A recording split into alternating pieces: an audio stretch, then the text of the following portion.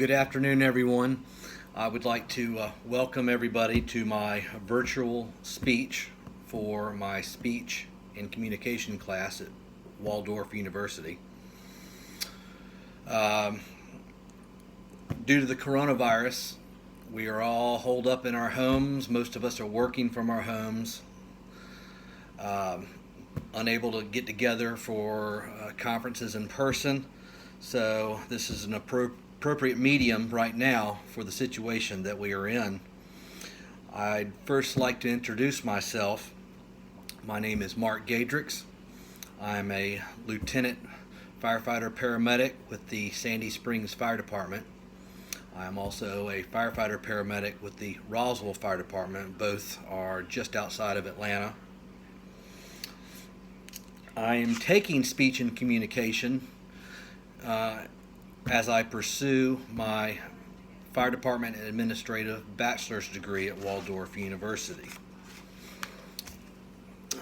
As we find ourselves in this situation with the coronavirus right now, not able to go out, stores shutting down, we also see that most of the athletics and competitions around the world really have been shut down. They are not playing any sports right now.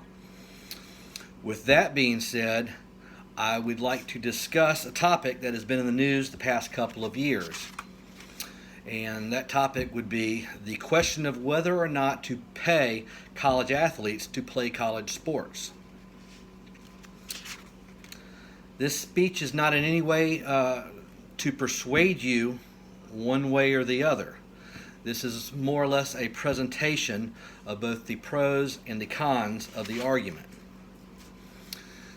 To give you a little background on the revenue that college sports generate, ESPN has purchased the rights to broadcast the college football playoffs and all the New Year's Day Six Bowls playoff games for the next 12 seasons from 2014 to 2025. The total price tag for this is reported to be $5.5 billion. And that is quite a bit of money.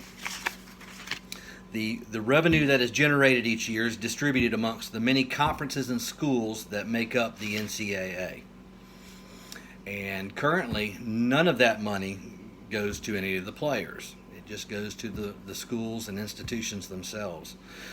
On September 10th, 2019, the state of California passed legislation which would allow college athletes in the state of California to hire agents and be able to earn money through autograph sales and sponsorship deals.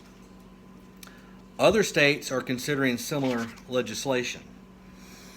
What I've got here right now is, as you can tell, I'm a University of Georgia fan, and this is a Sony Michel jersey from about 3 years ago when Georgia played in the Rose Bowl.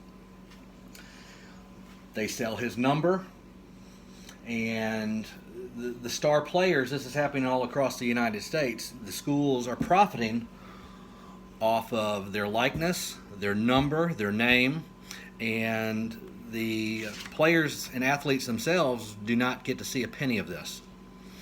There are many opinions on this subject, and both sides of the argument have valid points.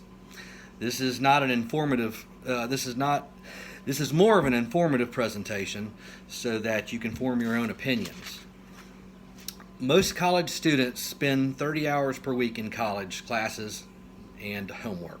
Student athletes spend an additional 20 to 30 hours at practice, workouts, competition, and travel.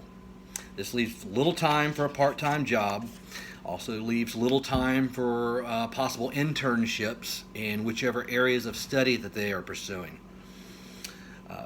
The question is, should college athletes also be able to support themselves financially as well? Fewer than 2% of college athletes achieve professional status in their chosen sport.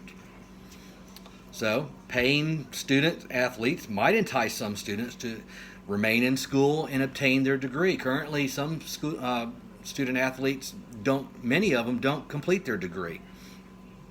More and more are leaving early each year. This also may reduce in the corruption that we read about in college athletics. Some of the cons many believe would be that many believe that the scholarships that a athlete receives is compensation in itself. College degrees cost upwards of $100,000 for a 4-year degree. So there would also be no distinction between amateur and professional athletes. Most of the revenue from college athletics is generated from football and basketball. Would universities begin to drop non-revenue generating programs such as volleyball, swimming?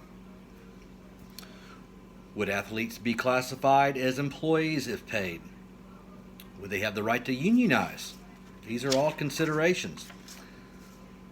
If that were the case, this may lead to bargaining agreements, work stoppages, or possible strikes.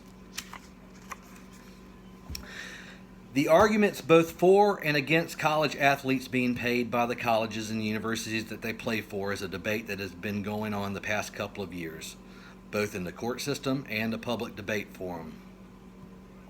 This is a debate that may not have a right or wrong solution, but what will likely have both positive and negative consequences on both sides of the argument.